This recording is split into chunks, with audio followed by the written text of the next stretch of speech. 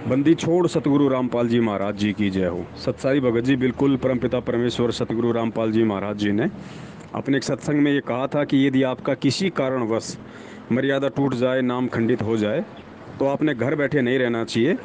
आपका जैसे ही समय लग जाए तुरंत आश्रम में आके और अपने सतगुरुदेव जी से उस गलती की हृदय से क्षमा याचना मांगनी चाहिए, क्योंकि परमात्मा अंतर्यामी है, उनसे कुछ छुपाना नहीं चाहिए।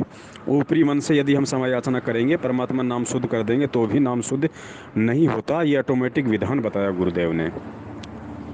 और गुरुदेव ने कहा कि यदि मान लीजिए आपका आश्रम में आने का समय नहीं लग रहा, आप कहीं दूर हैं, तो फिर गुरु ने कहा कि आपने ऐसी स्थिति में भले आपका नाम खंडित हो गया हो, मर्यादा टूट गई हो, लेकिन आपने उस स्थिति में भक्ति को नहीं छोड़ना चाहिए। नाम मंत्र अपने जाप करते रहने चाहिए, चाहे आपकी मर्यादा खंड हो, चाहे मर्यादा आपकी सही हो, क्योंकि भक्ति आपकी बनती रहेगी और जैसे ही नाम शुद्ध होगा, सारी भक्ति आपके अकाउंट में परमात्मा डाल देंगे।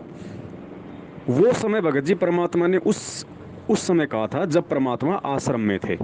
गुरु जी के कहने का मतलब ये है कि यदि गुरु जी भी आश्रम में हैं और आप भी अपने कार्य क्षेत्र में हैं और आपसे कोई गलती बन गई, आप गुरु जी से नहीं मिल पा रहे अर्जेंट में, आपको लगता है कि मैं मुझे महीना 20 दिन लगेगा आश्रम में जाने में, तब तक मैं क्या करूं?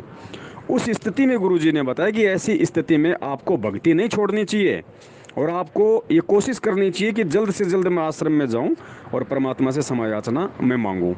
लेकिन भक्ति उस समय आपको छोड़नी नहीं है। 20-25 दिन तक आपने भक्ति रेगुलर वैसे ही करनी है जैसे आप पहले करते आ रहे थे।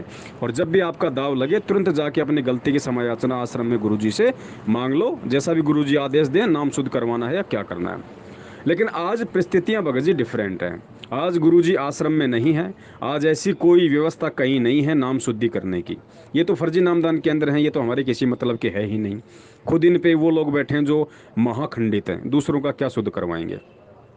तो आज की स्थिति में हमने अपने ऊपर एक भगत के लक्षणों को धारण करते हुए, यदि हमसे जाने अनजाने में कोई गलती हो गई, तो हमने परमपिता परमेश्वर सतगुरु रामपाल जी महाराज जी से अपनी उस गलती की हृदय से क्षमा याचना करनी है और हृदय से क्षमा याचना करके और हमने भक्ति नहीं छोड़नी है, भक्ति हमने वैसे ही करते रहना है। और जैसे ही गुरु जी आश्रम में आ जाएं, उस समय भगत जी हमने परमात्मा से अपनी गलती की क्षमा याचना, क्योंकि मालिक अंतर्यामी है, हमने अपनी गलती की क्षमा याचना मांगनी है। लेकिन तब तक हमने अपनी भक्ति को छोड़ना नहीं है। और अगर हम हृदय से अपनी आत्मा से यदि हम परमात्मा से क्षमा याचना मांगेंगे अपने घर से भी, तो आज हमें परमेश्वर ने इतना ज्ञान दे दिया, क्योंकि पहले भगत लोग इतना नहीं समझ पाते थे ज्ञान को, परमात्मा के इशारों को। तो आज हमने समझ में आ जाना चाहिए कि आज अगर गुरुदेव जेल में हैं, तो गुरुदेव केवल शरीर रूप में जेल में हैं, लेकिन शब्द रूप में सदा हमारे साथ हैं, हमारे घर में हैं। और हम जब भी अपनी गलती की हृदय से क्षमा याचना मांग लेंगे, परमात्मा ठीक हमें उसी रूप से क्षमा याचना कर देंगे जैसे गुरुजी आश्रम में अपने भगत को करते हैं। तो हमने मन में फिर कोई भी शंका उत्पन्न नहीं करनी चाहिए कि भाई मुझे गुरुजी ने क्षमा नहीं किया होगा, ये मेरा नाम शुद्ध नहीं हुआ होगा। आपने गलती कर दी और अपनी गलती की अगर आपने हृदय से क्षमा मांग ली, वो आपकी आत्मा बोलेगी भगत जी। ऊपरी दिखावा क्या होता है और आत्मिक क्या होता है, ये क्षमा याचना मांगने वाले को अच्छे से पता होता है। तो ये उसके खुद के भाव और विचारों के ऊपर है कि वो किस भाव, किस श्रद्धा और किस पीड़ा के साथ में अपनी गलती की क्षमा याचना अपने गुरुदेव से मांगता है। उसी आधार से परमात्मा उसको क्षमा करते हैं। ये है भगत जी इसका मतलब। सत साहिब। तन मन शीस ईस अपने पे, तन मन शीस ईस अपने पे, पहले में चोट चढ़ावे जब कोई राम भक्त गत पावे हो जी, जब कोई राम भक्त गत पावे हो जी।